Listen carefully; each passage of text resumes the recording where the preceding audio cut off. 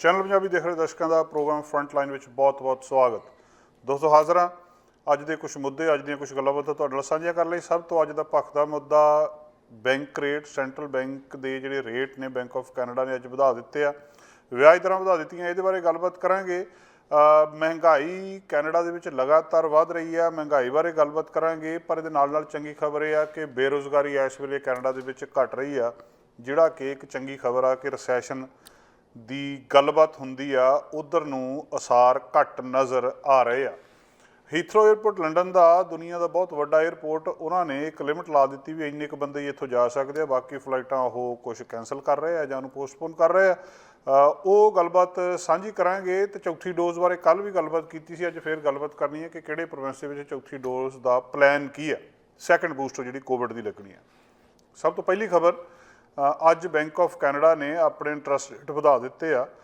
0.75 ਦੀ ਗੱਲ ਕੱਲ੍ਹ ਵੀ ਕੀਤੀ ਸੀ ਅਤੇ ਜ਼ਿਕਰ ਕਈ ਦਿਨਾਂ ਤੋਂ ਹੋ ਰਿਹਾ ਸੀ ਕਿ ਅਮਰੀਕਾ ਦੇ ਵਿੱਚ 0.75 ਇੰਟਰਸਟ ਰੇਟ ਵਧੇ ਆ ਅਤੇ ਉਸ ਹਿਸਾਬ ਨਾਲ ਇੱਥੇ ਵੀ ਵੱਧ ਜਾਣੇ ਆ। ਇਹਨੂੰ ਵੀ ਬਹੁਤ ਜ਼ਿਆਦਾ ਮੰਨਿਆ ਜਾ ਰਿਹਾ ਸੀ ਕਿ ਇਹ ਵੀ ਕਾਫੀ ਜ਼ਿਆਦਾ ਵਿਆਜ ਦਰ ਆ ਜੇ ਇੰਨੀ ਬੈਂਕ ਨੇ ਵਧਾ ਦਿੱਤੀ। ਪਰ ਅੱਜ ਇਹਨਾਂ ਸਾਰੀਆਂ ਗੱਲਾਂ ਨੂੰ, ਕਿਆਸਰਾਈਆਂ ਨੂੰ ਪਾਸੇ ਕਰਦਿਆਂ ਬੈਂਕ ਆਫ ਕੈਨੇਡਾ ਨੇ 1% ਪੂਰਾ ਜਿਹੜਾ ਆ ਉਹ ਰੇਟ ਵਧਾ ਦਿੱਤਾ ਆ। ਅਤੇ ਇਹਦੇ ਨਾਲ ਕਾਫੀ ਹਿਲਜੁਲ ਅੱਜ ਕਾਫੀ ਥਾਵਾਂ ਦੇ ਉੱਤੇ ਹੋਈ ਆ। ਇਕਨੋਮਿਕ ਗਰੋਥ ਦੀ ਗੱਲਬਾਤ ਵੀ ਚੱਲ ਰਹੀ ਆ, GDP ਦੀ ਗੱਲਬਾਤ ਵੀ ਚੱਲ ਰਹੀ ਆ। ਬਹੁਤ ਸਾਰੇ ਸਵਾਲ ਇਹਦੇ ਨਾਲ ਪੈਦਾ ਹੋਣੇ ਸ਼ੁਰੂ ਹੋ ਗਏ ਆ। ਇਸ ਵੇਲੇ ਚਰਚਾ ਜਿਹੜੀ ਸਾਰੇ ਪਾਸੇ ਇਹ ਆ ਕਿ ਇਹਦਾ ਇਕੋਨਮੀ ਦੇ ਉੱਤੇ ਅਸਰ ਕੀ ਪਊਗਾ। ਬੈਂਕ ਆਫ ਕੈਨੇਡਾ ਅਤੇ ਮਾਹਰ ਇਹ ਕਹਿ ਰਹੇ ਆ ਕਿ ਜਿਹੜੀ ਵੱਧ ਰਹੀ ਮਹਿੰਗਾਈ ਹੈ ਇਹਨੂੰ ਘਟਾਉਣ ਦੇ ਲਈ ਵਿਆਜ ਦਰਾਂ ਵਧਾਈਆਂ ਜਾ ਰਹੀਆਂ। ਅਤੇ ਦੂਜੇ ਪਾਸੇ ਲੋਕ ਇਹ ਵੀ ਚਿੰਤਾ ਪ੍ਰਗਟ ਕਰ ਰਹੇ ਆ ਵੀ ਮਹਿੰਗਾਈ ਘਟਾਉਂਦੇ ਘਟਾਉਂਦੇ ਕਿਤੇ ਰਿਸੈਸ਼ਨ ਨਾ ਆ ਜਾਵੇ।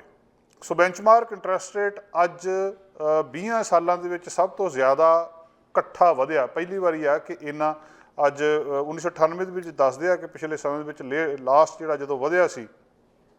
ਔਰ ਇਹ ਬੈਂਚਮਾਰਕ ਇੰਟਰਸਟ ਰੇਟ ਅੱਜ ਫੁੱਲ ਪਰਸੈਂਟੇਜ ਪੁਆਇੰਟ ਦੇ ਨਾਲ ਵਧਣਾ, 2.5% ਦੇ ਉੱਤੇ ਜਾਣਾ, ਇਹ ਅੱਜ ਦੀ ਬਹੁਤ ਵੱਡੀ ਖਬਰ ਆ। 1998 ਤੋਂ ਬਾਅਦ ਬਿਗੈਸਟ ਵਨ ਟਾਈਮ ਇਨਕਰੀਜ਼ ਆ ਇੰਟਰਸਟ ਰੇਟ ਦੇ ਵਿੱਚ। ਹੁਣ ਇਹਦਾ ਸਿੱਧਾ ਅਸਰ ਮੌਰਗੇਜ 'ਤੇ ਪੈ ਰਿਹਾ, ਲਾਈਨ ਆਫ ਕ੍ਰੈਡਿਟ 'ਤੇ ਪੈ ਰਿਹਾ, ਦੂਜੀਆਂ ਚੀਜ਼ਾਂ ਦੇ ਉੱਤੇ ਪੈ ਰਿਹਾ। ਗੱਲਬਾਤ ਸਿੱਧੀ ਬੜੀ ਸਪਸ਼ਟ ਆ ਕਿ ਕਿਸੇ ਨਾ ਕਿਸੇ ਤਰ੍ਹਾਂ ਬੈਂਕ ਆਫ ਕੈਨੇਡਾ ਚਾਹੁੰਦੀ ਆ ਕਿ ਮਹਿੰਗਾਈ ਨੂੰ ਕੰਟਰੋਲ ਕੀਤਾ ਜਾਵੇ। ਬੇਸਿਕਲੀ ਉਹ ਇਹ ਚਾਹੁੰਦੇ ਆ ਕਿ ਇਹ ਜਿਹੜਾ ਕਰਜ਼ਾ ਲੈਣਾ ਆ ਔਖਾ ਹੋ ਜਾਵੇ ਲੋਕਾਂ ਦੇ ਲਈ। ਔਖਾ ਹੋਊਗਾ, ਲੋਕ ਵਿਆਜ ਜ਼ਿਆਦਾ ਹੋਊਗਾ, ਲੋਕ ਪੈਸਾ ਘੱਟ ਖਰਚਣਗੇ। ਲੋਕ ਪੈਸਾ ਘੱਟ ਖਰਚਣਗੇ ਤਾਂ ਕੁਦਰਤੀ ਤੌਰ ਦੇ ਉੱਤੇ ਚੀਜ਼ਾਂ ਘੱਟ ਖਰੀਦਣਗੇ।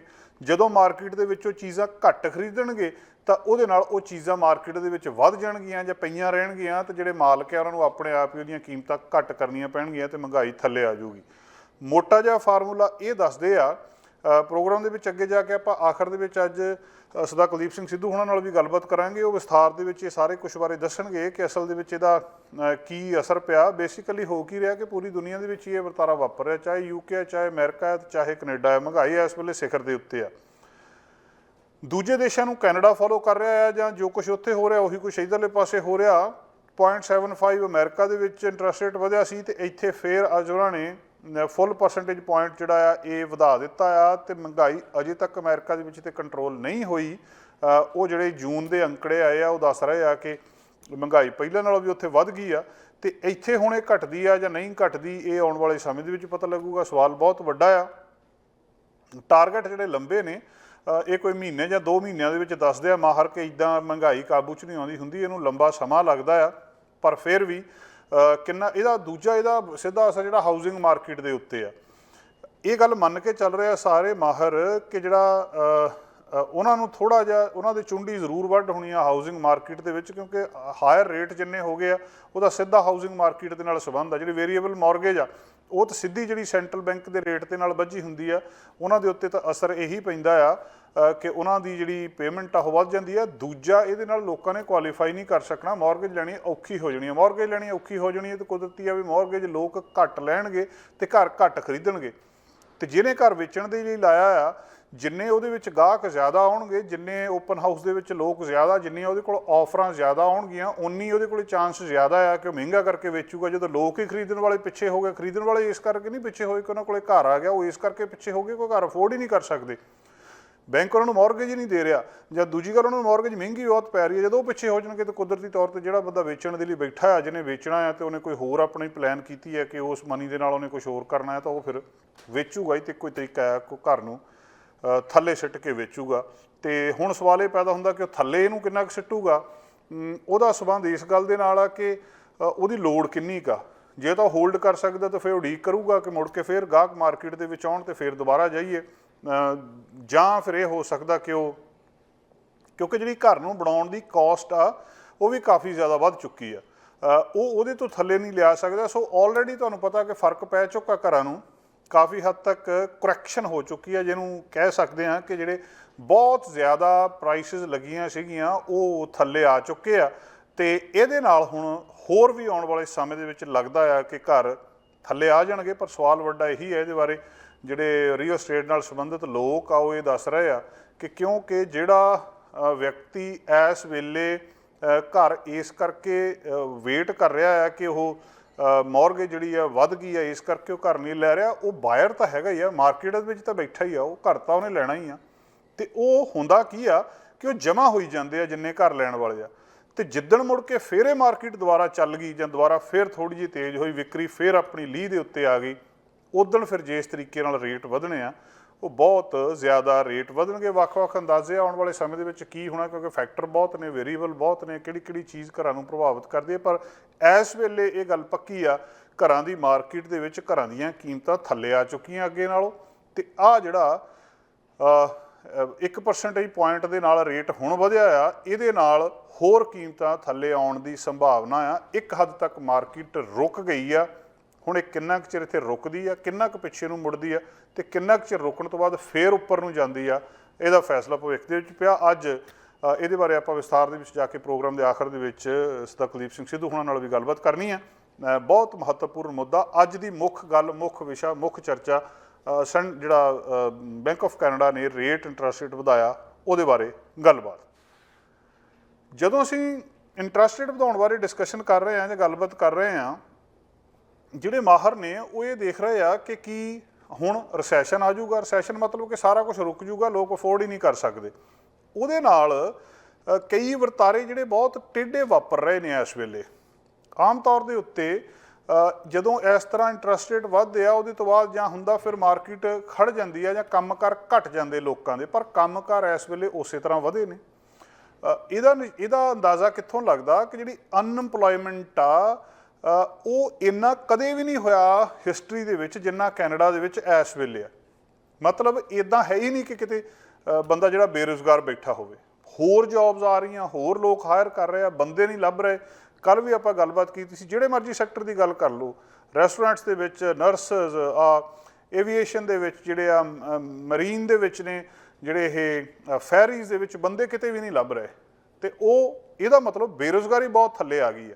ਹੁਣ ਬੇਰੁਜ਼ਗਾਰੀ ਜਦੋਂ ਬਹੁਤ ਥੱਲੇ ਆ ਗਈ ਆ ਤਾਂ ਇਹਦਾ ਮਤਲਬ ਆ ਕਿ ਰਿਸੈਸ਼ਨ ਦੇ ਚਾਂਸਸ ਨਹੀਂ ਆ। ਜਿਹੜਾ ਇਕਨੋਮਿਕ ਨੈਰੇਟਿਵ ਆ ਉਹ ਇਸ ਵੇਲੇ ਉੱਤੇ ਥੱਲੇ ਹੋ ਰਿਹਾ ਪੂਰੇ ਦੇਸ਼ ਦੇ ਵਿੱਚ। ਫੈਕਟ ਬਹੁਤ ਨੇ। ਗੂਗਲ ਟ੍ਰੈਂਡਸ ਨੂੰ ਜਦੋਂ ਤੁਸੀਂ ਦੇਖਦੇ ਆ ਵੀ ਅਸਲ ਦੇ ਵਿੱਚ ਲੋਕ ਸਰਚ ਕੀ ਕਰਦੇ ਆ, ਉਹਨਾਂ ਸਰਚਸ ਦੇ ਵਿੱਚ ਰਿਸੈਸ਼ਨ ਸ਼ਬਦ ਡਰਾਮੈਟਿਕਲੀ ਉੱਤੇ ਚਲੇ ਗਿਆ ਪਿਛਲੇ ਦਿਨਾਂ ਦੇ ਵਿੱਚ। ਜਦੋਂ ਇਕੋਨਮੀ ਦੇ ਵਿੱਚ ਕਰੰਚ ਆ ਰਿਹਾ, ਇਹ ਲਗਾਤਾਰ ਲੋਕ ਰਿਸੈਸ਼ਨ ਸ਼ਬਦ ਬਾਰੇ ਸਰਚ ਕਰ ਰਹੇ ਆ। ਇਹ ਗੂਗਲ ਟ੍ਰੈਂਡਸ ਦੇ ਵਿੱਚ ਜਾ ਕੇ ਦੇਖਿਆ ਜਾ ਸਕਦਾ। ਇਹਦਾ ਮਤਲਬ ਲੋਕ ਚਿੰਤਤ ਨੇ।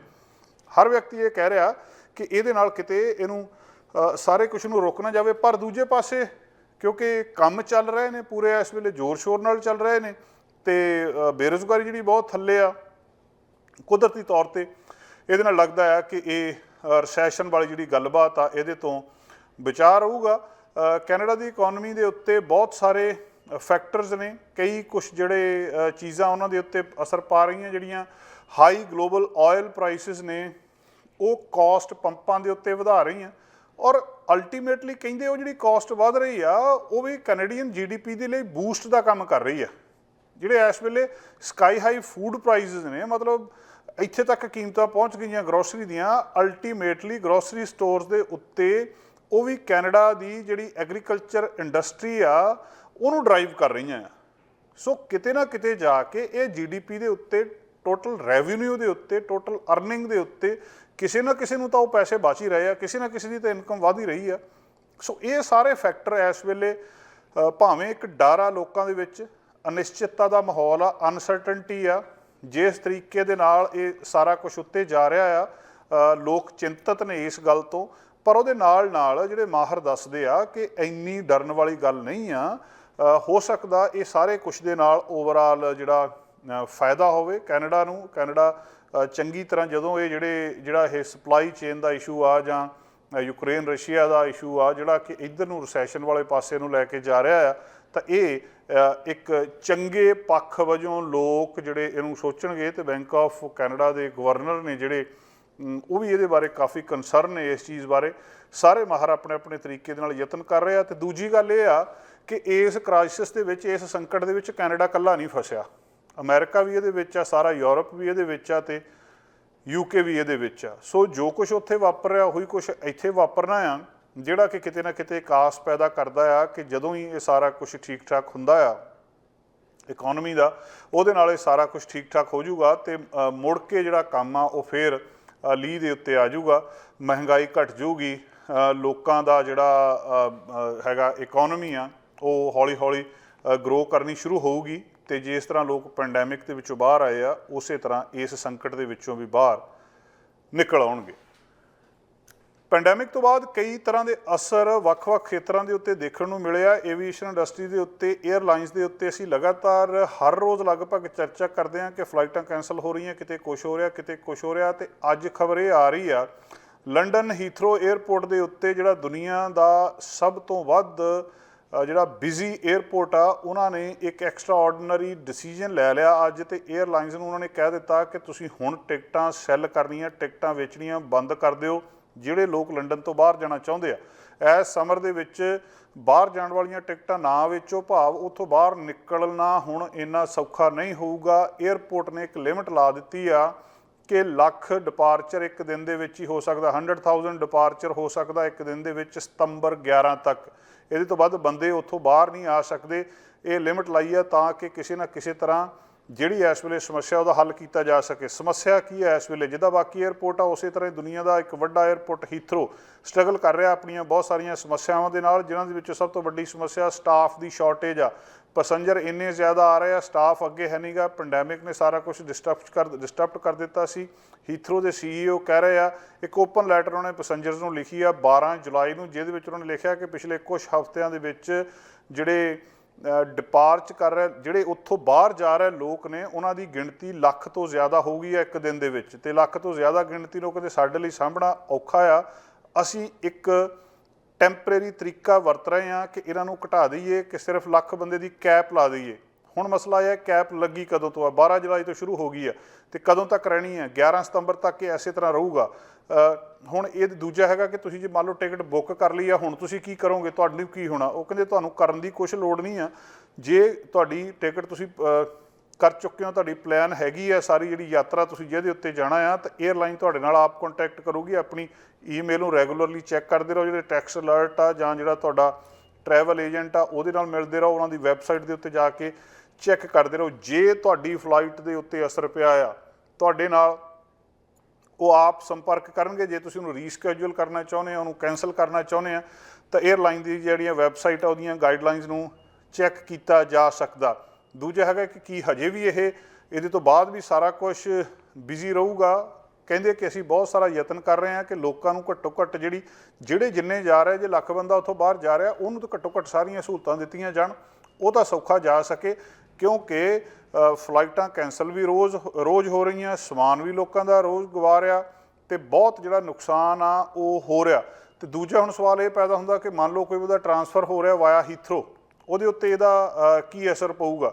ਇਹਦੇ ਲਈ ਵੀ ਇਹੀ ਉਹ ਜਵਾਬ ਦੇ ਰਹੇ ਆ ਕਿ ਜਿੰਨਾ ਚਿਰ ਤੁਹਾਡੀ 에ਅਰਲਾਈਨ ਤੁਹਾਡੇ ਨਾਲ ਸੰਪਰਕ ਨਹੀਂ ਕਰਦੀ, ਤੁਹਾਡੇ ਉੱਤੇ ਵੀ ਅਸਰ ਪੈ ਸਕਦਾ। ਆਪਣੀ 에ਅਰਲਾਈਨ ਦੇ ਨਾਲ ਗੱਲਬਾਤ ਜ਼ਰੂਰ ਕਰਕੇ ਰੱਖੋ। ਬਹੁਤ ਸਾਰੇ ਲੋਕ ਜਿਵੇਂ ਕੈਨੇਡਾ ਆਉਂਦੇ ਆ, ਵਾਇਆ ਲੰਡਨ ਹੋ ਕੇ ਆਉਂਦੇ ਆ, ਉਹਦੇ ਉੱਤੇ ਵੀ ਅਸਰ ਪੈ ਸਕਦਾ ਆ। ਦੂਜਾ ਸਵਾਲ ਆ ਕਿ ਮੰਨ ਲਓ ਫਲਾਈਟ ਕੈਂਸਲ ਹੋ ਗਈ ਤਾਂ ਫਿਰ ਕੀ ਕੀਤਾ ਜਾਊਗਾ? ਉਹ 에ਅਰਲਾਈਨ ਉਹਦੇ ਬਾਰੇ ਦੱਸਦੀ ਆ ਕਿ ਤੁਹਾਡੀ ਹੋ ਸਕਦਾ ਫਲਾਈਟ ਕਿਸੇ ਹੋਰ ਦਿਨ ਨੂੰ ਮੂਵ ਕਰ ਦੇਣ ਉਹ, ਜਾਂ ਹੋ ਸਕਦਾ ਕਿ ਕਿਸੇ ਹੋਰ 에ਅਰਪੋਰਟ ਦੇ ਉੱਤੇ ਤੁਹਾਨੂੰ ਡਾਇਵਰਟ ਕਰ ਦਿੱਤਾ ਜਾਵੇ, ਜਾਂ ਹੋ ਸਕਦਾ ਫਿਰ ਉਹਨੂੰ ਆਲ ਟੂਗੈਦਰ ਕੈਂਸਲ ਕਰ ਦਿੱਤਾ ਜਾਵੇ। ਲੋਕਾਂ ਨੂੰ ਬੇਸਿਕਲੀ ਉਹਨਾਂ ਨੇ ਇਹ ਕਿਹਾ ਕਿ ਤੁਸੀਂ ਪ੍ਰਪੇਅਰ ਰਹੋ, ਆਪਣੇ ਜਿਹੜੀ ਫਲੈਕਸੀਬਿਲਿਟੀ ਰੱਖੋ, ਤੁਹਾਡਾ ਪਲਾਨ ਚੇਂਜ ਹੋ ਸਕਦਾ ਆ। ਦੂਜਾ ਇਹ ਆ ਕਿ ਜਿਹੜੀ ਡਿਸਟਰਪਸ਼ਨਸ ਹੋਰ ਕੀ ਹੋ ਸਕਦੀਆਂ, ਤੁਹਾਨੂੰ ਹੋ ਕੀ ਹੋ ਸਕਦਾ, ਉਹ ਲਾਸਟ ਮਿੰਟ ਜਿਹੜੀ ਫਲਾਈਟ ਕੈਂਸਲੇਸ਼ਨ ਆ ਉਹ ਵੀ ਹੋ ਸਕਦੀ ਹੈ, ਔਰ ਉਹ ਬਹੁਤ ਵੱਡੀ ਪ੍ਰੋਬਲਮ ਬਣ ਸਕਦੀ ਹੈ ਇਸ ਸਮੇਂ ਦੇ ਵਿੱਚ।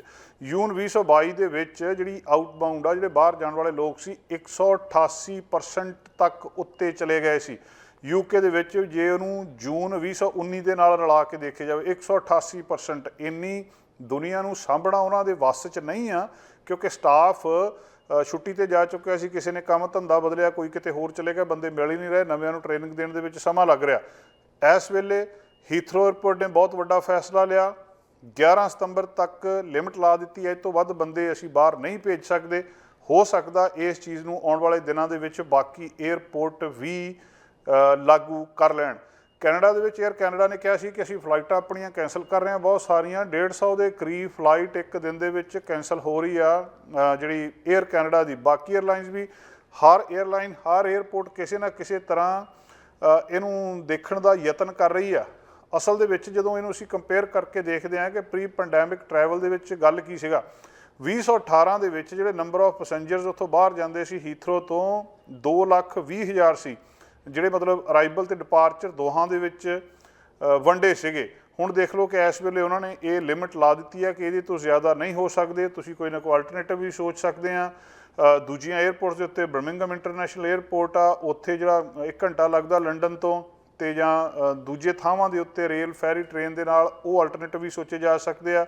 ਮੁੱਖ ਦੀ ਗੱਲ ਇਹ ਆ ਕਿ ਜੇ ਲੰਡਨ ਵੱਲ ਤੁਹਾਡਾ ਆਉਣ ਜਾਣ ਆਉਣ ਵਾਲੇ ਦਿਨਾਂ ਦੇ ਵਿੱਚ ਹੈਗਾ, ਜਾਂ ਲੰਡਨ ਤੋਂ ਤੁਸੀਂ ਬਾਹਰ ਆ ਰਹੇ ਆ ਬੇਸਿਕਲੀ, ਜਾਂ ਵਾਇਆ ਲੰਡਨ ਆ ਰਹੇ ਆ, ਤਾਂ ਆਪਣੀ ਏਅਰਲਾਈਨ ਦੇ ਨਾਲ ਆਪਣੀ ਈਮੇਲ ਦੇ ਉੱਤੇ ਇੱਕ ਵਾਰੀ ਨਿਗਾਹ ਰੱਖੋ, ਤੁਹਾਡੇ ਉੱਤੇ ਇਸ ਚੀਜ਼ ਦਾ ਅਸਰ ਪੈ ਸਕਦਾ। ਕੈਨੇਡਾ ਦੇ ਵੱਖ-ਵੱਖ ਸੂਬਿਆਂ ਦੇ ਜਿਹੜੇ ਪ੍ਰੀਮੀਅਰ ਨੇ, ਪ੍ਰੋਵਿੰਸ ਦੇ ਪ੍ਰੀਮੀਅਰ ਨੇ, ਉਹਨਾਂ ਦੀਆਂ ਬਹੁਤ ਸਾਰੇ ਮਸਲੇ ਨੇ, ਤੇ ਉਹਨਾਂ ਮਸਲਿਆਂ ਨੂੰ ਉਹਨਾਂ ਦੇ ਮਸਲਿਆਂ ਦੇ ਉੱਤੇ ਡਿਸਕਸ ਕਰਨ ਦੇ ਲਈ ਉਹਨਾਂ ਦਾ ਜਿਹੜਾ ਇੱਕ ਸੰਮੇਲਨ ਹੋਇਆ, 2 ਦਿਨ ਇਹ ਸੰਮੇਲਨ ਚੱਲਿਆ ਆ, ਜਿਹਦੇ ਵਿੱਚ 13 ਪ੍ਰੀਮੀਅਰ ਕੈਨੇਡਾ ਦੇ ਇਕੱਠੇ ਹੋਏ ਆ, ਤੇ ਇੱਥੇ ਉਹਨਾਂ ਨੇ ਜਿਹੜੀ ਹੈਲਥ ਫੰਡਿੰਗ ਬਾਰੇ ਕੁਝ ਗੱਲਬਾਤ ਕੀਤੀ ਆ, ਵੀ ਜਿਹੜੀ ਗੱਲਬਾਤ ਹੈਲਥ ਫੰਡਿੰਗ ਬਾਰੇ ਹੈ, ਕਿਉਂਕਿ ਬਹੁਤ ਸਾਰੇ ਇਸ਼ੂਜ਼ ਨੇ ਪ੍ਰੋਵਿੰਸਸ ਦੇ। ਇੱਕ ਸੂਬੇ ਦਾ ਮਸਲਾ ਸੈਂਟਰ ਸਰਕਾਰ ਦੇ ਨਾਲ ਜਾਂ ਫੈਡਰਲ ਗਵਰਨਮੈਂਟ ਦੇ ਨਾਲ ਹੈਗਾ ਆ, ਉਹ ਹੁਣ ਹੱਲ ਕਰਨ ਦੇ ਲਈ ਵੱਖ-ਵੱਖ ਸੂਬਿਆਂ ਦੇ ਜਿਹੜੇ ਪ੍ਰੀਮੀਅਰ ਨੇ ਉਹ ਆਪਸ ਦੇ ਵਿੱਚ ਵੀ ਬੈਠਦੇ ਨੇ, ਆਪਸ ਵਿੱਚ ਬੈਠ ਕੇ ਗੱਲ ਕਰਦੇ ਆ। ਔਰ ਖਾਸ ਕਰ ਹੁਣ ਜਿਹੜਾ ਰੌਲਾ ਗੋਲਾ ਸੀਗਾ ਹੈਲਥ ਕੇਅਰ ਫੰਡਿੰਗ ਦਾ, ਕਿ ਇਹਦੇ ਉੱਤੇ ਕੋਈ ਇਕੱਠੇ ਹੋ ਕੇ ਗੱਲਬਾਤ ਕਰੀਏ। ਜਿਹੜੀ ਇਹਨਾਂ ਦਾ ਗਰੁੱਪ ਆ, ਸਾਰੇ ਪ੍ਰੀਮੀਅਰ ਇਕੱਠੇ ਨੇ, ਕੌਂਸਲ ਆਫ ਦਾ ਜਿਹੜਾ ਪ੍ਰੀਮੀਅਰ ਹੈ, ਕੌਂਸਲ ਆਫ ਫੈਡਰੇਸ਼ਨ ਹੈ, ਇਹਦੇ ਮੁਖੀ ਪ੍ਰੀਮੀਅਰ ਜੌਨ ਹੌਰਗਨ ਨੇ, ਜਿਹੜੇ ਸਾਡੇ ਬ੍ਰਿਟਿਸ਼ ਕੋਲੰਬੀਆ ਦੇ ਪ੍ਰੀਮੀਅਰ ਨੇ। ਉਹਨਾਂ ਨੇ ਇਹ ਕਿਹਾ ਕਿ ਅਸੀਂ ਪਹਿਲਾਂ ਜਿਹੜੀ ਫੈਡਰਲ ਸਰਕਾਰ ਸੀ ਸਾਨੂੰ ਕੋਆਪਰੇਟ ਕਰ ਰਹੀ ਸੀ, ਸਾਡੀ ਉਹਨਾਂ ਦੇ ਨਾਲ ਗੱਲਬਾਤ ਸੀ, ਅਸੀਂ ਉਹਨਾਂ ਦੇ ਨਾਲ ਸੀ ਤੇ ਉਹ ਸਾਡੇ ਨਾਲ ਸੀ, ਔਰ ਇਹਦੀ ਅਸੀਂ ਉਹ ਕਹਿੰਦੇ ਸ਼ਲਾਘਾ ਵੀ ਕਰਦੇ ਸੀ। ਹੁਣ ਉਹ ਕਹਿੰਦੇ ਇਹ 7-8 ਮਹੀਨਿਆਂ ਤੋਂ ਬਾਅਦ ਅਸੀਂ ਜਿਹੜੀ ਆ ਮੀਡੀਆ ਦੇ ਰਾਹੀਂ ਇਹ ਗੱਲਬਾਤ ਕਰ ਰਹੇ ਹਾਂ ਵੀ ਪਹਿਲਾਂ ਸਾਰਾ ਕੁਝ ਸਾਡੇ ਆਪਸ ਦੇ ਵਿੱਚ ਸੰਬੰਧ ਠੀਕ ਸੀਗੇ, ਹੁਣ ਇਹ ਕੀ ਹੋ ਗਿਆ। ਮਾਮਲਾ ਇਹ ਸੀ ਕਿ ਫੈਡਰਲ ਸਰਕਾਰ ਨੇ ਇਹਨਾਂ ਸੂਬਿਆਂ ਦੇ ਮੁਖੀਆਂ ਦੇ ਨਾਲ ਇਹ ਵਾਅਦਾ ਕੀਤਾ ਸੀ ਕਿ ਜਿਹੜਾ ਹੈਲਥ ਕੇਅਰ ਫੰਡਿੰਗ ਆ, ਇਹਨੂੰ ਭਵਿੱਖ ਦੇ ਵਿੱਚ ਕਿਸ ਤਰੀਕੇ ਨਾਲ ਕਰਨਾ ਹੈ, ਇਹਦੇ ਬਾਰੇ ਆਪਾਂ ਬੈਠ ਕੇ ਗੱਲਬਾਤ ਕਰਾਂਗੇ। ਤੁਹਾਡੀ ਜਿਹੜੀ ਸਮੱਸਿਆ ਉਹ ਫੈਡਰਲ ਸਰਕਾਰ ਕਹਿੰਦੀ ਅਸੀਂ ਹੱਲ ਕਰ ਲਾਂਗੇ। ਹੁਣ ਇਹ ਜਿਹੜੇ ਸੂਬਿਆਂ ਦੇ ਪ੍ਰੀਮੀਅਰ ਨੇ ਇਹ ਕਹਿ ਰਹੇ ਆ ਕਿ ਹੁਣ ਸਰਕਾਰ ਸਾਡੇ ਨਾਲ ਬੈਠ ਨਹੀਂ ਰਹੀ, ਵੀ ਜੇ ਅਸੀਂ ਗੱਲ ਕਰਦੇ ਹਾਂ ਤਾਂ ਉਹਨੂੰ ਅਣਗੌਲਿਆਂ ਕਰ ਦਿੰਦੇ ਆ, ਆਸੇ-ਪਾਸੇ ਕਰ ਦਿੰਦੇ ਆ। ਉਹ ਇਹ ਮਸਲਾ ਇਹ ਆ ਕਿ ਹਰ ਇੱਕ ਪ੍ਰੋਵਿੰਸ ਦੀਆਂ ਜਿਹੜੀਆਂ ਨੀਡਸ ਨੇ, ਹੈਲਥ ਦੀ ਫੰਡਿੰਗ ਦੀਆਂ ਨੀਡਸ ਨੇ, ਉਹ ਵੱਖਰੀਆਂ ਵੱਖਰੀਆਂ ਨੇ, ਤੇ ਉਹਨਾਂ ਸਾਰਿਆਂ ਨੂੰ ਜਿਹੜੀ ਕਿਸੇ ਨਾ ਕਿਸੇ ਤਰ੍ਹਾਂ ਉਹਨਾਂ ਦੇ ਨਾਲ ਗੱਲਬਾਤ ਕਰਨੀ ਚਾਹੀਦੀ ਹੈ, ਤੇ ਸਰਕਾਰ ਨੂੰ ਇਹਦੇ ਵਿੱਚ ਸਹਿਯੋਗ ਦੇਣਾ ਚਾਹੀਦਾ। ਇੱਥੇ ਦੱਸਣ ਵਾਲੀ ਗੱਲ ਆ ਕਿ ਜਿਹੜਾ ਕੈਨੇਡਾ ਦੇ ਵਿੱਚ ਹੈਲਥ ਕੇਅਰ ਦੀ ਜਿਹੜੀ ਕਾਸਟ ਆ, ਉਹਦਾ ਇੱਕ ਵੱਡਾ ਹਿੱਸਾ ਫੈਡਰਲ ਸਰਕਾਰ ਬੀਅਰ ਕਰਦੀ ਆ, ਉਹ ਕਵਰ ਕਰਦੀ ਆ, ਬਾਕੀ ਹਿੱਸਾ ਜਿਹੜਾ ਪ੍ਰੋਵਿੰਸਿਸ ਪਾਉਂਦੇ ਨੇ। ਹੁਣ ਪ੍ਰੋਵਿੰਸ ਇਹ ਚਾਹੁੰਦੇ ਆ ਕਿ ਜਿਹੜੀ ਉਹ ਕਰ ਰਹੇ ਆ, ਉੱਧਰੋਂ ਜਿਹੜਾ ਹਿੱਸਾ ਉਹ ਪਾ ਰਹੇ ਆ, ਉਹ ਕਵਰ ਕਰ ਰਹੇ, ਉਹਨੂੰ ਵਧਾਇਆ ਜਾਵੇ ਤੇ ਇਹਨੂੰ ਫਿਰ ਬਰਕਰਾਰ ਰੱਖਿਆ ਜਾਵੇ, ਜਾਂ ਉਹਦੇ ਲਈ ਘੱਟੋ ਘੱਟ ਇੱਕ ਗੱਲਬਾਤ ਕੀਤੀ ਜਾਵੇ, ਇੱਕ ਸਹਿਮਤੀ ਲਿਆਂਦੀ ਜਾਵੇ ਕਿ ਇਸ ਤਰੀਕੇ ਦੇ ਨਾਲ ਹੋਣਾ ਚਾਹੀਦਾ ਆ। ਸੋ ਕਈ ਬੁਨਿਆਦੀ ਗੱਲਾਂ ਦੇ ਉੱਤੇ ਜਿਹੜੇ ਸੂਬੇ ਨੇ ਤੇ ਫੈਡਰਲ ਸਰਕਾਰ ਆ ਕੈਨੇਡਾ ਦੀ, ਉਹ ਆਪਸ ਦੇ ਵਿੱਚ ਸਹਿਮਤ ਨਹੀਂ ਆ, ਕਿਤੇ ਨਾ ਕਿਤੇ ਇਹਨਾਂ ਦਾ ਰੌਲਾ ਗੋਲਾ ਆ। ਤੇ ਹੁਣ ਇਹਨਾਂ ਨੇ ਸਾਰਿਆਂ ਨੇ 13 ਜਿਹੜੇ ਪ੍ਰੀਮੀਅਰ ਸੀਗੇ, ਇਹਨਾਂ ਨੇ ਇਕੱਠੇ ਹੋ ਕੇ ਇਹ ਗੱਲਬਾਤ ਕੀਤੀ ਹੈ ਕਿ ਸਰਕਾਰ ਤੱਕ ਆਪਣਾ ਸੁਨੇਹਾ ਵੀ ਪਹੁੰਚਾਇਆ ਕਿ ਸਾਡੀ ਗੱਲ ਜਿਸ ਤਰ੍ਹਾਂ ਪਹਿਲਾਂ ਤੁਹਾਡੇ ਨਾਲ ਠੀਕ ਠਾਕ ਚੱਲਦੀ ਸੀ ਉਸੇ ਤਰ੍ਹਾਂ ਚਲਾਓ, ਸਾਡੀ ਸਮੱਸਿਆ ਦਾ ਹੱਲ ਕਰੋ। ਵੱਖ-ਵੱਖ ਜਿਹੜੇ ਪ੍ਰੀਮੀਅਰ ਸੀਗੇ ਉਹਨਾਂ ਦੀ ਵੱਖ-ਵੱਖ ਰਾਏ ਸੀਗੀ, ਇਹ ਵੀ ਆਪਸ ਦੇ ਵਿੱਚ ਬਹੁਤ ਸਾਰੀਆਂ ਗੱਲਾਂ ਦੇ ਉੱਤੇ ਇੱਕਮਤ ਨਹੀਂ ਸੀ, ਪਰ ਫਿਰ ਵੀ ਇਹਨਾਂ ਨੇ ਇਕੱਠੇ ਹੋ ਕੇ ਸਰਕਾਰ ਦੇ ਨਾਲ ਗੱਲਬਾਤ ਦੇ ਲਈ ਯਤਨ ਕੀਤਾ ਤਾਂ ਕਿ ਜਿਹੜੇ ਲੋਕ ਆ ਉਹਨਾਂ ਨੂੰ ਚੰਗੀਆਂ ਸਹੂਲਤਾਂ ਦਿੱਤੀਆਂ ਜਾ ਸਕਣ, ਉਹਨਾਂ ਦੀਆਂ ਜਿਹੜੀਆਂ ਸਮੱਸਿਆਵਾਂ ਨੇ ਉਹਨਾਂ ਨੇ ਪਹਿਲ ਦੇ ਆਧਾਰ ਦੇ ਉੱਤੇ ਹੱਲ ਕੀਤਾ ਜਾਵੇ। ਤੇ ਫੈਡਰਲ ਸਰਕਾਰ ਦੇ ਸਹਿਯੋਗ ਤੋਂ ਬਿਨਾਂ ਸੂਬੇ ਕੁਛ ਨਹੀਂ ਕਰ ਸਕਦੇ। ਹੁਣ ਇਹ ਇਤਰਾਜ਼ ਕਿੱਥੋਂ ਉੱਠਿਆ, ਕਿਉਂ ਇਹਨਾਂ ਨੂੰ ਇਸ ਤਰ੍ਹਾਂ ਕਹਿਣਾ ਪਿਆ, ਆਉਣ ਵਾਲੇ ਸਮੇਂ ਦੇ ਵਿੱਚ ਜਦੋਂ ਫੈਡਰਲ ਸਰਕਾਰ ਵੱਲੋਂ ਕੋਈ ਰਿਐਕਸ਼ਨ ਆਉਂਦਾ ਤਾਂ ਉਸ ਵੇਲੇ ਇਹ ਗੱਲ ਹੋਰ ਜ਼ਿਆਦਾ ਸਪਸ਼ਟ ਹੋ ਸਕੇਗੀ। ਕੋਵਿਡ ਦੀ 7ਵੀਂ ਵੇਵ ਦੇ ਵਿੱਚੋਂ ਅਸੀਂ ਲੰਘ ਰਹੇ ਹਾਂ ਪੂਰੇ ਕੈਨੇਡਾ ਦੇ ਵਿੱਚ। ਬਾਰ-ਬਾਰ ਅਸੀਂ ਇਹਦਾ ਜ਼ਿਕਰ ਕੀਤਾ ਆ। ਓਮੀਕਰੋਨ ਦਾ ਵੇਰੀਐਂਟ BA.5 ਸਬ ਵੇਰੀਐਂਟ ਜਿਹੜਾ ਇਸ ਵੇਲੇ ਟਰਾਂਸਮਿਸ਼ਨ ਕਰ ਰਿਹਾ ਆ।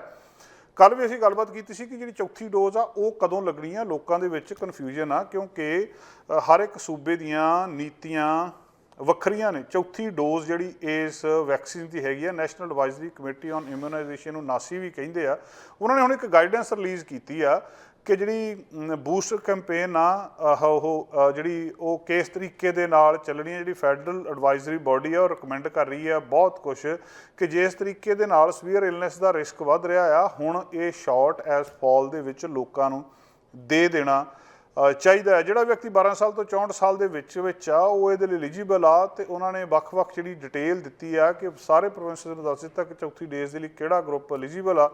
19 ਜੂਨ ਤੋਂ ਜਿਹੜੇ ਅੱਧੇ ਤੋਂ ਜ਼ਿਆਦਾ ਕੈਨੇਡੀਅਨ ਆ ਉਹਨਾਂ ਨੇ ਆਪਣੀ 3rd ਡੋਜ਼ ਹਜੇ ਲੈਣੀ ਆ। ਸੋ ਜਿਹੜੀ public health agency of Canada ਆ PHAC ਉਹਦੇ ਅੰਕੜੇ ਇਹ ਗੱਲਾਂ ਬਾਤਾਂ ਦੱਸ ਰਹੇ ਆ ਕਿ ਇਸ ਵੇਲੇ ਜਿਹੜੇ ਜ਼ਿਆਦਾ ਸਾਨੂੰ ਐਫਰਟ ਕਰਨੇ ਪੈਣਗੇ ਕਿ ਲੋਕਾਂ ਨੇ ਜਿਹਨਾਂ ਨੇ 3rd ਡੋਜ਼ ਨਹੀਂ ਲਈ ਉਹਨਾਂ ਨੂੰ 3rd ਡੋਜ਼ ਦਿੱਤੀ ਜਾਵੇ ਜਿਹੜੇ ਐਲੀਜੀਬਲ ਹੈਗੇ ਆ। ਤੇ ਦੂਜੇ ਪਾਸੇ ਫਿਰ ਜਿਹੜੀ 4th ਡੋਜ਼ ਆ ਉਹਦੇ ਬਾਰੇ ਵੀ ਗੱਲਬਾਤ ਕੀਤੀ ਜਾਵੇ।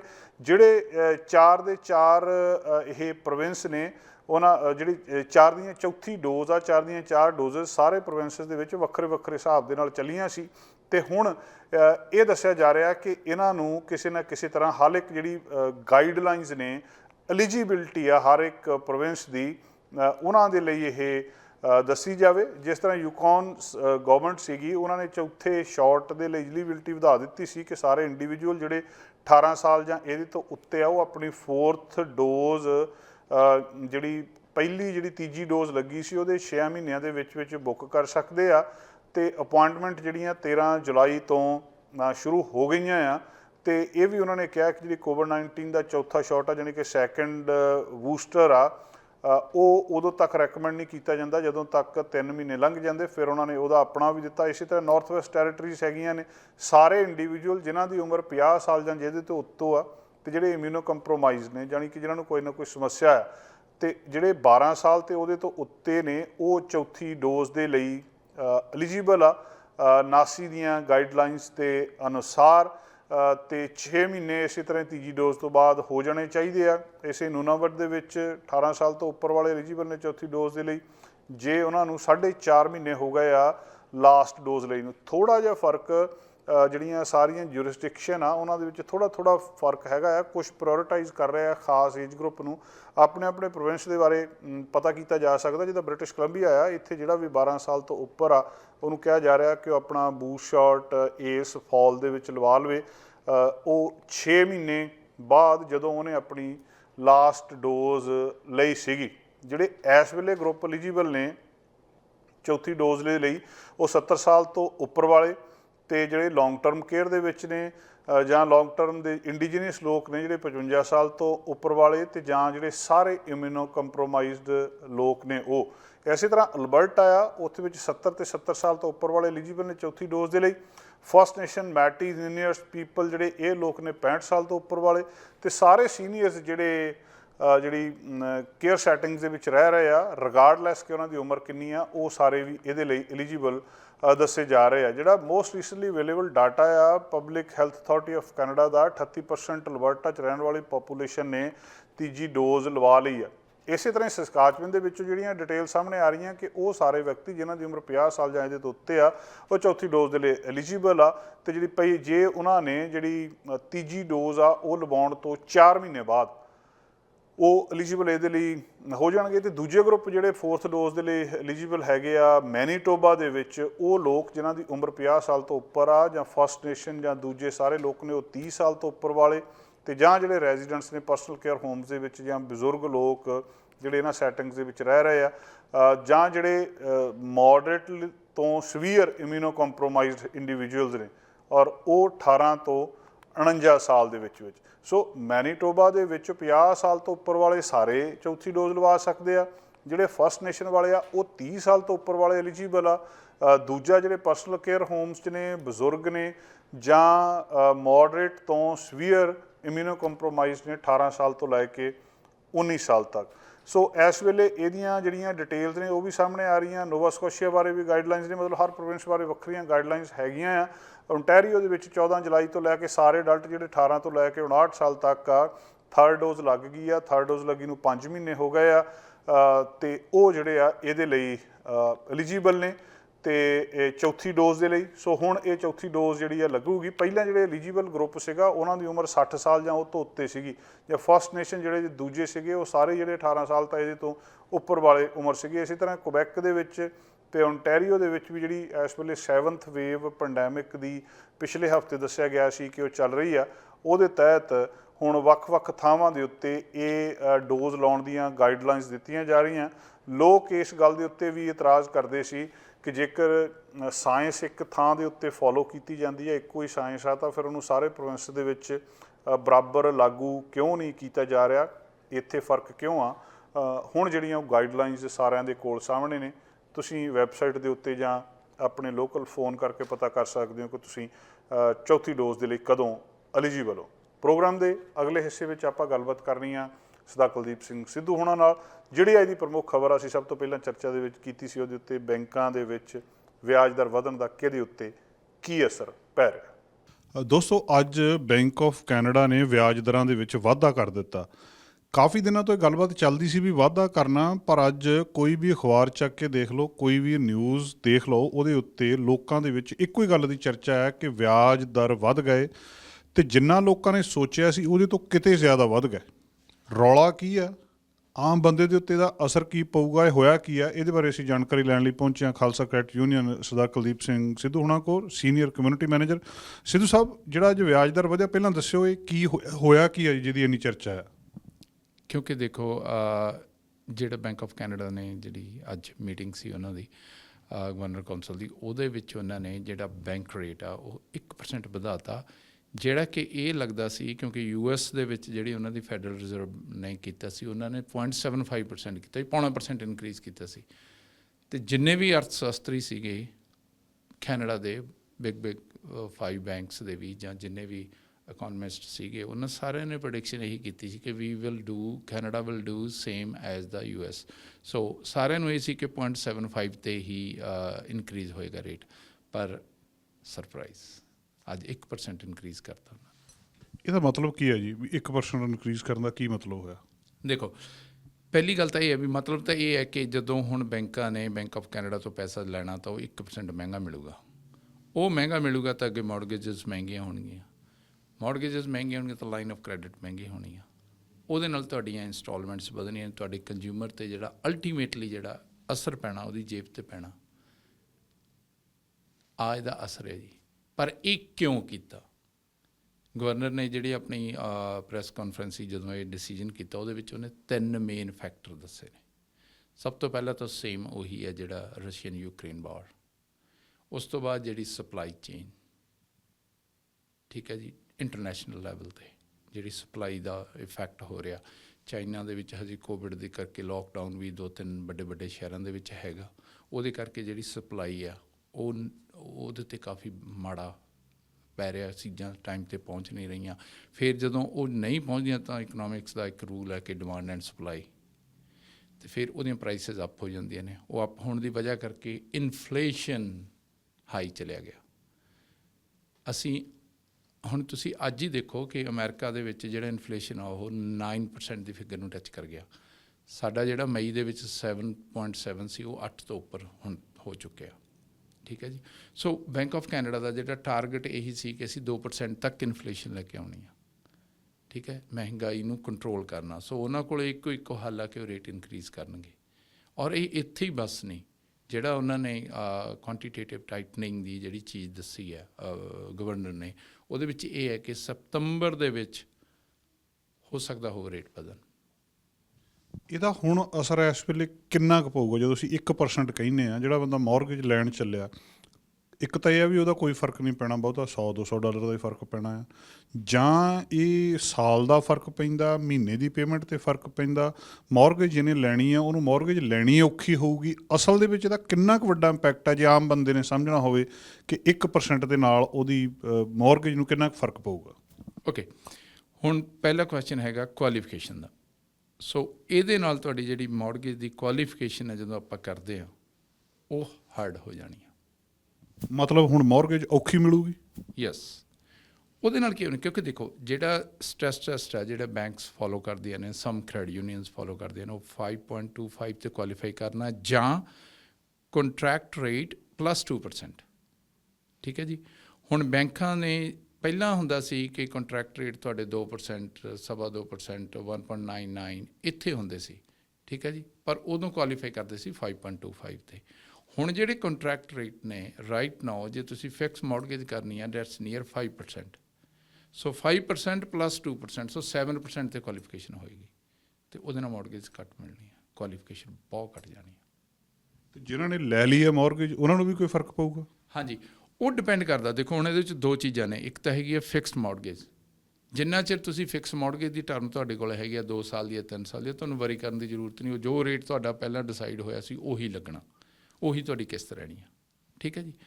ਹੁਣ ਉਸ ਤੋਂ ਬਾਅਦ ਆ ਗਿਆ ਵੇਰੀਏਬਲ ਕਲੋਜ਼ਡ ਮੌਰਗੇਜਸ, ਉਹ ਪ੍ਰਾਈਮ ਮਾਈਨਸ 'ਤੇ ਸੀਆਂ, ਉਹਨਾਂ ਦਾ ਰੇਟ ਵੱਧ ਜਾਣਾ। ਹੁਣ ਉਹਦੇ ਦੋ ਸਿਨੈਰੀਓ ਨੇ, ਇੱਕ ਤਾਂ ਜਿਹੜੇ ਆਪਾਂ ਪਹਿਲਾਂ ਗੱਲ ਕੀਤੀ ਸੀ ਕਿ ਜਿਹੜੇ ਇੰਟਰਸਟ ਕੰਪੋਨੈਂਟ ਅਤੇ ਪ੍ਰਿੰਸੀਪਲ ਕੰਪੋਨੈਂਟ। ਠੀਕ ਹੈ ਜੀ, ਉਹ ਤੁਹਾਡਾ ਸੰਤੁਲਨ ਵਿਗੜ ਜਾਣਾ। ਉਹਦੇ ਵਿੱਚ ਹੁਣ ਵਿਆਜ ਜ਼ਿਆਦਾ ਜਾਏਗਾ, ਮੂਲ ਘੱਟ ਜਾਏਗਾ।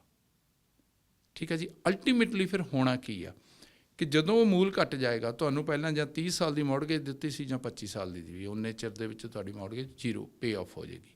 ਪਰ ਜਦੋਂ ਹੁਣ ਇੰਟਰਸਟ ਪਾਰਟ ਜ਼ਿਆਦਾ ਜਾਊਗਾ ਕਿਸ਼ਤ 'ਚੋਂ, ਪ੍ਰਿੰਸੀਪਲ ਮੂਲ ਘੱਟ ਜਾਏਗਾ, ਤਾਂ ਜਦੋਂ ਤੁਹਾਡੀ ਰਿਨਿਊਅਲ 'ਤੇ ਆਉਣੀ ਆ, ਕਈ ਬੈਂਕਸ ਤਾਂ ਹੁਣੀ ਕਰਨ ਲੱਗ ਗਏ ਨੇ ਕਿ ਜੀ ਤੁਸੀਂ ਆ ਜਾਓ, ਤੁਹਾਡਾ ਰੇਟ ਵੱਧ ਰਿਹਾ, ਸੋ ਤੁਸੀਂ ਆਪਣੀ ਇੰਸਟਾਲਮੈਂਟ ਵੀ ਉਸ ਹਿਸਾਬ ਦੇ ਨਾਲ ਇਨਕਰੀਜ਼ ਕਰ ਲਓ। ਕਈ ਬੈਂਕਸ ਕਰ ਰਹੇ ਨੇ। ਕਈ ਬੈਂਕਸ ਇਹ ਪਾਲਿਸੀ 'ਤੇ ਨੇ ਕਿ ਜਦ ਤੱਕ ਸਾਡਾ ਇੰਟਰਸਟ ਪੂਰਾ ਹੋ ਰਿਹਾ ਇੰਸਟਾਲਮੈਂਟ ਦੇ ਵਿੱਚੋਂ ਉਸ ਮਹੀਨੇ ਦਾ, ਉਦੋਂ ਤੱਕ ਠੀਕ ਹੈ। ਜੇ ਇੰਟਰਸਟ ਪਾਰਟ ਤੋਂ ਉੱਪਰ ਚੱਲ ਜਾਂਦਾ then they will call the customer ਕਿ ਆ ਜਾਓ ਜੀ ਤੁਸੀਂ, ਤੁਹਾਡੀ ਕਿਸ਼ਤ ਵਧਣੀ ਆ। ਜਾਂ ਐਕਸਪਾਇਰੀ ਆਫ ਦਾ ਟਰਮ, ਜਿਨ੍ਹਾਂ ਨੇ ਅੱਜ ਤੋਂ 3 ਸਾਲ ਪਹਿਲਾਂ 3 ਸਾਲ ਦੀ ਮੌਰਗੇਜ ਵੇਰੀਏਬਲ ਲਈ ਸੀ, ਉਹਨਾਂ ਦੀ ਹੁਣ ਮੈਚਿਓਰ ਹੋ ਜਾਣੀ ਆ। ਸੋ ਮੈਚਿਓਰਿਟੀ 'ਤੇ ਉਹਨਾਂ ਦੀ ਇੰਸਟਾਲਮੈਂਟ ਵਧਣੀ ਹੈ ਨੋ ਮੈਟਰ ਵਾਟ। ਇੱਕ ਤਾਂ ਇਹਦਾ ਸਿੱਧਾ ਅਸਰ ਉਸ ਬੰਦੇ ਨੂੰ ਪੈ ਰਿਹਾ ਜਿਹਨੇ ਮੌਰਗੇਜ ਲੈਣੀ ਆ, ਇੱਕ ਉਸ ਬੰਦੇ 'ਤੇ ਪੈ ਰਿਹਾ ਜਿਹਨੇ ਮੌਰਗੇਜ ਲਈ ਆ। ਮੌਰਗੇਜ ਤੋਂ ਬਿਨਾਂ ਇਸ ਵਧੇ ਇੰਟਰਸਟ ਰੇਟ ਦਾ ਆਮ ਬੰਦੇ ਨੂੰ ਕਿਸੇ ਹੋਰ ਤਰ੍ਹਾਂ ਅਸਰ ਅੰਦਾਜ਼ ਕਰਦਾ ਉਹਦੇ 'ਤੇ? ਇਹ ਤੋਂ ਬਿਨਾਂ ਕਿਸੇ ਚੀਜ਼ 'ਤੇ ਅਸਰ ਪੈਂਦਾ, ਕ੍ਰੈਡਿਟ ਕਾਰਡ ਜਾਂ ਹੋਰ ਚੀਜ਼ਾਂ 'ਤੇ? ਕ੍ਰੈਡਿਟ ਕਾਰਡ 'ਤੇ ਕੋਈ ਜ਼ਿਆਦਾ ਅਸਰ ਨਹੀਂ ਪੈਣਾ, ਬਟ ਲਾਈਨ ਆਫ ਕ੍ਰੈਡਿਟ ਬਹੁਤ ਬੈਡਲੀ ਅਸਰ ਪੈਣਾ ਉਹਦੇ 'ਤੇ, ਕਿਉਂਕਿ ਜਿਹੜੀ ਲਾਈਨ ਆਫ ਕ੍ਰੈਡਿਟ ਹੁੰਦੀ ਹੈ ਨਾ, ਉਹ ਸਿੱਧੀ ਪ੍ਰਾਈਮ ਨਾਲ ਲਿੰਕ ਹੁੰਦੀ ਹੈ। ਇਮੈਜਿਨ ਕਰੋ ਪਹਿਲਾਂ ਪ੍ਰਾਈਮ 2.45 ਵੀ ਰਿਹਾ। ਠੀਕ ਹੈ ਜੀ। ਹੁਣ ਜਿਹਦੀ ਲਾਈਨ ਆਫ ਕ੍ਰੈਡਿਟ ਪ੍ਰਾਈਮ +3 'ਤੇ ਸੀ, ਐਟ ਦੈਟ ਟਾਈਮ ਉਹਨੂੰ 5% ਲੱਗਦਾ ਸੀ। ਅੱਜ ਪ੍ਰਾਈਮ 4.70 ਹੋ ਗਿਆ, +3 7.70, 7.70 ਵਿਆਜ ਉਹਨੂੰ ਦੇਣਾ ਪੈਣਾ ਲਾਈਨ ਆਫ ਕ੍ਰੈਡਿਟ 'ਤੇ। ਸੋ ਉਹਨਾਂ ਦੀ ਜਿਹੜੀ ਇੰਟਰਸਟ ਦੀ ਪੇਮੈਂਟ ਆ ਇਹ ਵੱਧ ਜਾਂਦੀ ਆ। ਕਹਾਣੀ ਉੱਥੇ ਹੀ ਆ ਜਾਂਦੀ ਆ। ਬੈਂਕ ਆਫ ਕੈਨੇਡਾ ਨੇ ਮਨੀ ਸਪਲਾਈ ਨੂੰ ਕੰਟਰੋਲ ਕਰਨਾ। ਹੁਣ ਜਿਹੜੀ ਪਹਿਲਾਂ ਜਦੋਂ 2.75 ਰੇਟ ਜਾਂ 2.45 ਪ੍ਰਾਈਮ ਰੇਟ ਸੀਗਾ, +2% ਜਾਂ 3% ਲਾਈਨ ਆਫ ਕ੍ਰੈਡਿਟ ਸੀ, ਉਹਨਾਂ ਨੂੰ 5% 'ਤੇ ਵਿਆਜ ਲੱਗਦਾ ਸੀ, ਉਨੀ ਕਿਸ਼ਤ ਦਿੰਦੇ ਸੀ। ਠੀਕ ਹੈ ਜੀ। ਹੁਣ ਉਹਨਾਂ ਨੂੰ 7-8% 'ਤੇ ਦੇਣਾ ਪੈਣਾ। ਇੰਟਰਸਟ ਵੱਧ ਗਿਆ ਨਾ, ਤੁਹਾਡੀ ਜੇਬ 'ਚ ਪੈਸੇ ਚਲੇ ਗਏ ਨਾ ਉੱਧਰ, ਅਤੇ ਉਹ ਮਾਰਕੀਟ 'ਚ ਜਾਣੇ ਨਹੀਂ। ਇੱਕ ਜਿਹੜੀ ਗੱਲ ਸੁਣਦੇ ਆ ਕਿ ਜੇ ਮਹਿੰਗਾਈ ਨੂੰ ਕੰਟਰੋਲ ਕਰਨ ਦੇ ਲਈ ਇਹ ਬੈਂਕ ਆਫ ਕੈਨੇਡਾ ਕਰ ਰਿਹਾ ਵੀ ਗਰੋਸਰੀ ਲੈਣ ਜਾਓ ਉਹ ਮਹਿੰਗੀ ਆ, ਕਾਰਾਂ ਮਹਿੰਗੀਆਂ ਆ। ਹੁਣ ਇਹ ਜਿਹੜੀ ਗੱਲ ਤੁਸੀਂ ਦੱਸ ਰਹੇ ਹੋ, ਇਹਦੇ ਨਾਲ ਤਾਂ ਬੰਦਾ ਹੋਰ ਮੌਰਗੇਜ ਦੇਊਗਾ, ਉਹ ਤਾਂ ਦੂਜੇ ਪਾਸਿਓਂ ਵੀ ਤੰਗ ਹੋ ਗਿਆ। ਮਹਿੰਗਾਈ ਇਹਦੇ ਨਾਲ ਕਿੱਦਾਂ ਘਟੀ? ਓਕੇ, ਹੁਣ ਆ ਜਾਂਦੀ ਹੈ ਡਿਮਾਂਡ ਐਂਡ ਸਪਲਾਈ। ਜਦੋਂ ਡਿਮਾਂਡ ਜ਼ਿਆਦਾ ਹੁੰਦੀ ਹੈ, ਸਪਲਾਈ ਘੱਟ ਹੁੰਦੀ ਹੈ, ਰੇਟ ਵੱਧਦੇ ਆ। ਜਦੋਂ ਮੈਂ ਐਕਸਟਰਾ ਪੈਸਾ ਹੀ ਨਹੀਂ ਖਰਚ ਕਰਨਾ, ਮੈਂ ਉਨਾ ਕੀ ਜਾਊਂਗਾ ਜਿੰਨਾ ਕਿ ਮੈਨੂੰ ਜ਼ਰੂਰਤ ਹੈ। ਮੈਂ ਦੁੱਧ ਦੀ ਕਿੱਲਣ ਇੱਕੋ ਹੀ ਲਊਂਗਾ, 2 ਨਹੀਂ ਲਊਂਗਾ। ਅਤੇ ਡਿਮਾਂਡ ਸਪਲਾਈ ਨੇ ਫਿਰ ਪ੍ਰਾਈਸ 'ਤੇ ਅਸਰ ਪਾਉਣਾ ਕਿ ਨਹੀਂ ਪਾਉਣਾ? ਅਤੇ ਇਹ ਡਿਮਾਂਡ ਸਪਲਾਈ ਜਿਹੜਾ ਦੁੱਧ ਦੀ ਗੈਲਨ 'ਤੇ ਪੈ ਰਿਹਾ, ਘਰਾਂ ਦੇ ਉੱਤੇ ਵੀ ਪਊਗਾ? ਮੇਰੇ ਖਿਆਲ 'ਚ ਕਾਫੀ ਪੈ ਗਿਆ ਜੀ, ਹੋਰ ਪੈ ਜਾਣਾ। ਇਹਦਾ ਹੋਰ ਅਸਰ ਵੀ ਪੈ ਸਕਦਾ, ਮਤਲਬ ਘਰਾਂ ਦੀਆਂ ਕੀਮਤਾਂ ਥੱਲੇ ਆ ਸਕਦੀਆਂ ਹੋਰ? ਦੇਖੋ ਉਹਦੇ ਨਾਲ 2-3 ਫੈਕਟਰ ਨੇ ਘਰਾਂ ਦੀਆਂ ਕੀਮਤਾਂ ਦੇ। ਉਹਦਾ ਸਭ ਤੋਂ ਪਹਿਲਾਂ ਤਾਂ ਹੈਗਾ ਡਿਮਾਂਡ ਐਂਡ ਸਪਲਾਈ। ਠੀਕ ਹੈ ਜੀ। ਸਪਲਾਈ ਜ਼ਿਆਦਾ ਹੋਏਗੀ, ਡਿਮਾਂਡ ਘੱਟ ਹੋਏਗੀ ਤਾਂ ਪ੍ਰਾਈਸਿਸ ਉਸ ਹਿਸਾਬ ਨਾਲ ਹੋਣਗੀਆਂ। ਸਪਲਾਈ ਘੱਟ ਹੋਏਗੀ, ਡਿਮਾਂਡ ਜ਼ਿਆਦਾ ਹੋਏਗੀ, ਪ੍ਰਾਈਸਾਂ ਅਪ ਹੋਣਗੀਆਂ। ਇੱਕ ਫੈਕਟਰ। ਦੂਜਾ ਫੈਕਟਰ ਅਵੇਲੇਬਿਲਿਟੀ ਆਫ ਕ੍ਰੈਡਿਟ। ਤੁਸੀਂ ਕੁਆਲੀਫਾਈ ਨਹੀਂ ਕਰਦੇ ਮੌਰਗੇਜ ਨੂੰ ਤੇ ਲਊਗਾ ਕੌਣ ਫਿਰ? ਇੰਨੇ ਪੈਸੇ ਕਿਹਦੇ ਕੋਲ ਪਿਆ ਕਿ ਜਾ ਕੇ ਕੈਸ਼ ਡੀਲ ਕਰ ਲੇਗਾ? ਉਹਦੇ ਨਾਲ ਅਸਰ ਪੈਣਾ। ਤੀਜਾ ਫੈਕਟਰ ਅਪਰੇਜ਼ਲਸ। ਬੈਂਕਸ ਜਦੋਂ ਲੋਨ ਦਿੰਦੀਆਂ ਨੇ, ਜਦੋਂ ਮੌਰਗੇਜ ਦਿੰਦੀਆਂ ਨੇ ਕਿਸੇ ਵੀ ਪ੍ਰਾਪਰਟੀ ਤੇ, ਉਹ ਇਹ ਨਹੀਂ ਕਿ ਤੁਸੀਂ ਜੀ ਇੰਨੇ ਦਾ ਕੰਟਰੈਕਟ ਕਰ ਲਿਆ ਉਸ ਵੈਲਿਊ ਨੂੰ ਕੰਸੀਡਰ ਕਰਨਗੀਆਂ। ਉਹਨਾਂ ਨੇ ਅਪਰੇਜ਼ਲ ਕਰਾਉਣੀ ਆ। ਅਪਰੇਜ਼ਲ ਨੇ ਜੋ ਲੇਟੈਸਟ ਮਾਰਕੀਟ ਦੇ ਵਿੱਚ ਟ੍ਰੈਂਡ ਚੱਲਦਾ ਉਸ ਹਿਸਾਬ ਨਾਲ ਵੈਲਿਊ ਦੇਣੀ ਆ। ਉਹਦਾ ਫਿਰ 75 ਜਾਂ 80% ਬੈਂਕ ਨੇ ਤੁਹਾਨੂੰ ਦੇਣਾ। ਜੇ ਸਪੋਜ਼ ਤੁਸੀਂ ਪ੍ਰਾਪਰਟੀ ਕਿਸੇ ਨੇ ਖਰੀਦ ਲਈ 15 ਲੱਖ ਦੀ, ਉਹਦੀ ਅਪਰੇਜ਼ਲ ਅੱਜ ਦੀ ਘੜੀ 1275 ਜਾਂ ਇੰਨੀ ਕੁ ਆਉਂਦੀ ਆ। ਅਪਰੇਜ਼ਲ ਮਤਲਬ ਜਿਹੜਾ ਬੈਂਕ ਬਣ ਰਹੀ ਵੀ ਹੈ ਘਰ ਕਿੰਨੇ ਦਾ? ਹਾਂਜੀ, ਉਹ ਥਰਡ ਪਾਰਟੀ ਹੁੰਦੇ ਨੇ, ਉਹਨਾਂ ਨੇ ਅਪਰੇਜ਼ਲ ਕਰਕੇ ਦੇਣੀ ਹੈ ਵੀ ਅੱਜ ਦੀ ਘੜੀ right now as per today's market this house ਦੀ ਵੈਲਿਊ ਇੰਨੀ ਹੈ। ਜਿਹੜੇ ਮੰਨ ਲਓ ਕਿਸੇ ਨੇ ਜਦੋਂ ਘਰ ਲਿਆ ਸੀ ਉਦੋਂ ਉਹ 15 ਲੱਖ ਦਾ ਸੀਗਾ, ਉਹਨੂੰ ਬੈਂਕ ਨੇ ਉਸ ਹਿਸਾਬ ਨਾਲ ਮੌਰਗੇਜ ਦੇ ਦਿੱਤੀ। ਹੁਣ ਮੰਨ ਲਓ ਉਹ 12 ਲੱਖ ਦਾ ਰਹਿ ਗਿਆ, ਇਸ ਕੇਸ 'ਚ ਫਿਰ ਬੈਂਕ ਕੀ ਕਰਦੀ ਹੈ? ਦੇਖੋ, ਇਹ ਸਿਨੈਰੀਓ ਹਜੇ ਨਹੀਂ ਹੈਗਾ। ਐਜ਼ ਸੂਨ ਐਜ਼ ਤੁਸੀਂ ਆਪਣੀ ਐਗਰੀਡ ਟਰਮ ਦੇ ਵਿੱਚ ਜਿਹੜੀਆਂ ਆਪਣੀਆਂ ਮੌਰਗੇਜ ਦੀਆਂ ਪੇਮੈਂਟਸ ਕਰੀ ਜਾਂਦੇ ਹੋ, ਓਕੇ, ਇਹ ਕੁਐਸਚਨ ਅੱਗੇ ਜਾ ਕੇ ਰਾਈਜ਼ ਹੋ ਸਕਦਾ when you are not able to pay your agreed term. Service ਨਹੀਂ ਕਰ ਸਕਦੇ ਤੁਸੀਂ ਮੌਰਗੇਜ ਨੂੰ। ਤੇ ਜੇ ਕਿਸੇ ਨੇ ਉਹਦੇ ਵਿੱਚੋਂ ਇਕੁਇਟੀ ਕੱਢਣੀ ਹੋਵੇ, ਉਹਨੇ ਰੀਫਾਈਨੈਂਸ ਕਰਵਾਉਣਾ, ਇਹ ਫਿਰ ਉੱਥੇ ਵੀ ਇਹ ਚੀਜ਼ ਅਸਰ ਕਰੂਗੀ? 100% ਕਰੂਗੀ, ਕਿਉਂਕਿ ਜਦੋਂ ਤੁਸੀਂ ਰੀਫਾਈਨਾਂਸ ਕਰਾਉਣੀ ਆ ਆਪਦੀ ਪ੍ਰਾਪਰਟੀ ਨੂੰ ਤਾਂ ਉਦੋਂ ਦੀ ਅਪਰੇਜ਼ਲ ਆਉਣੀ ਆ। ਜੇ ਤੁਹਾਡੀ ਅਪਰੇਜ਼ਲ ਹੀ ਘੱਟ ਆਈ ਤਾਂ ਫਿਰ ਤੁਹਾਡੀ ਇਕੁਇਟੀ ਤਾਂ ਹੈ ਹੀ ਨਹੀਂ ਉਹਦੇ ਵਿੱਚ। ਤੁਹਾਡੇ ਕੋਲ ਹੁਣ ਕਿਸ ਤਰ੍ਹਾਂ ਦੇ ਜਿਹੜੇ ਕਸਟਮਰ ਨੇ ਉਹਨਾਂ ਦੇ ਕੰਸਰਨ ਕੀ ਹੈ ਇਹਨਾਂ ਦਿਨਾਂ ਦੇ ਵਿੱਚ ਜਦੋਂ ਇੰਟਰਸਟਡ ਵਧੇ? ਜਿੱਦਾਂ ਅੱਜ ਇੰਟਰਸਟਡ ਦਾ ਅਨਾਊਂਸਮੈਂਟ ਹੋ ਗਈ ਹੈ, ਇੱਕ ਵਾਰੀ ਹਾਲਾ ਲਾਲਾ ਜੀ ਸਾਰੇ ਹੋਈ ਪਈ ਹੈ। ਕਿਸ ਕਿਸਮ ਦੀਆਂ ਜਿਹੜੀਆਂ ਕੁਐਰੀਜ਼ ਨੇ? ਦੇਖੋ, ਕਈ ਹੁੰਦੇ ਨੇ, ਕਈ ਜਿਹੜੇ ਵੇਰੀਏਬਲ ਵਗੈਰਾ ਦੀ ਮੌਰਗੇਜ ਨੇ, ਉਹ ਕਹਿੰਦੇ ਨੇ ਜੀ ਅਸੀਂ ਫਿਕਸ ਕਰ ਲਈਏ, ਠੀਕ ਹੈ ਜੀ। ਕਈ ਕਹਿੰਦੇ ਨੇ ਜੀ ਓਕੇ ਸਾਡੀ ਕਿਸ਼ਤ 'ਤੇ ਕੀ ਅਸਰ ਪਏਗਾ, ਠੀਕ ਆ, ਕਿਉਂਕਿ ਕਾਫੀ ਜ਼ਿਆਦਾ ਅਸਰ ਪੈ ਰਿਹਾ ਉਹਦੇ 'ਤੇ, ਪ੍ਰਿੰਸੀਪਲ ਘੱਟ ਜਾ ਰਿਹਾ, ਹੁਣ ਇੰਟਰਸਟ ਜ਼ਿਆਦਾ ਜਾ ਰਿਹਾ। ਸੋ ਕਈ ਜਿਹੜੇ ਵਾਕਈ ਸੀਰੀਅਸ ਕੰਸਰਨ ਹੈਗੇ ਆ ਉਹ ਆ ਕੇ ਫਿਰ ਸਾਡੇ ਨਾਲ ਗੱਲ ਕਰਦੇ ਆ ਵੀ ਸਾਡੀ ਜੀ ਪੇਮੈਂਟ ਵਧਾ ਦਿਓ ਤਾਂ ਕਿ ਸਾਡਾ ਮੂਲ ਵੀ ਜਾਂਦਾ ਰਹੇ, ਠੀਕ ਹੈ ਜੀ। ਅਤੇ ਰੀਫਾਈਨਾਂਸ ਦੀ ਆਪਸ਼ਨ ਬਹੁਤ ਲੋਕੀ ਕਹਿੰਦੇ ਨੇ ਰੀਫਾਈਨਾਂਸ ਕਰਨ ਨੂੰ, ਪਰ ਡਿਪੈਂਡ ਕਰਦਾ ਮਾਰਕੀਟ 'ਚ ਉਹਦੀ ਅਪਰੇਜ਼ਲ ਕਿੰਨੀ ਆਉਂਦੀ ਹੈ ਅਤੇ ਤੁਸੀਂ ਕੁਆਲੀਫਾਈ ਕਰਦੇ ਹੋ ਕਿ ਨਹੀਂ। Because when you do the refinancing then again it's depends like it's all together new mortgage. ਉਹਦੇ 'ਚ ਅਪਰੇਜ਼ਲ ਵੀ, ਉਹਦੇ 'ਚ ਇਨਕਮ ਵੀ, ਸਾਰਾ ਕੁਝ ਦੇਖਣਾ ਪੈਂਦਾ। ਭਾਵੇਂ ਬੰਦੇ ਨੇ 10 ਸਾਲ ਪਹਿਲਾਂ ਘਰ ਲਿਆ ਸੀ, ਉਹਦੀ ਘਰ ਦੀ ਵੈਲਿਊ ਹੋ ਗਈ, ਸਾਰਾ ਕੁਝ ਵੱਧ ਗਿਆ, ਜੇ ਉਹਨੇ ਉਹਦੇ ਵਿੱਚੋਂ ਕੋਈ ਇਕੁਇਟੀ ਪੈਸੇ ਕੱਢਣੇ ਆ ਤਾਂ ਉਹਦੀ ਇਨਕਮ ਫਿਰ ਚੈੱਕ ਕਰਨੀ ਹੈ? 100% ਫॉर ਰੀਫਾਈਨਾਂਸਿੰਗ 100% ਚੈੱਕ ਹੋਏਗੀ। ਬਹੁਤ ਬਹੁਤ ਮਿਹਰਬਾਨੀ ਜੀ, ਸ਼ੁਕਰੀਆ। ਦੋਸਤੋ, ਅਸੀਂ ਸਰਦਾਰ ਕੁਲਦੀਪ ਸਿੰਘ ਸਿੱਧੂ ਹੁਣਾਂ ਦੇ ਨਾਲ ਗੱਲਬਾਤ ਕੀਤੀ ਆ। ਤੁਹਾਡੀ ਮੌਰਗੇਜ ਦੇ ਉੱਤੇ ਕੀ ਅਸਰ ਪੈ ਸਕਦਾ, ਅੱਜ ਦੇ ਵਧੇ ਇੰਟਰਸਟ ਰੇਟ ਦਾ ਕਾਫੀ ਗੱਲਾਂ ਅਸੀਂ ਸਮਝਣ ਦਾ ਯਤਨ ਕੀਤਾ। ਤੁਹਾਨੂੰ ਕੋਈ ਵੀ ਇਹਦੇ ਬਾਰੇ ਜਾਣਕਾਰੀ ਚਾਹੀਦੀ ਹੈ, ਤੁਸੀਂ ਖਾਲਸਾ ਕ੍ਰੈਡਿਟ ਯੂਨੀਅਨ ਤੇ ਇਹਨਾਂ ਦੇ ਨਾਲ ਸੰਪਰਕ ਕਰ ਸਕਦੇ ਹੋ, ਇਹ ਤੁਹਾਨੂੰ ਉਹਦੇ ਬਾਰੇ ਜਾਣਕਾਰੀ ਦੇ ਸਕਦੇ ਆ। ਕੈਮਰਾਮੈਨ ਅਮਿਤ ਪਨੇਸਰ ਨਾਲ ਜਸਕਰਨ, ਚੈਨਲ ਪੰਜਾਬੀ, ਸਰੀ। ਸਾਡਾ ਹਰ ਇੱਕ ਪ੍ਰੋਗਰਾਮ ਦੇਖਣ ਤੇ ਸਾਡੇ ਨਾਲ ਜੁੜਨ ਲਈ ਸਬਸਕ੍ਰਾਈਬ ਕਰੋ ਚੈਨਲ ਪੰਜਾਬੀ ਤੇ ਨੋਟੀਫਿਕੇਸ਼ਨ ਲਈ ਬੈਲ ਆਈਕਨ ਵਾਲੇ ਬਟਨ ਤੇ ਕਲਿੱਕ ਕਰੋ।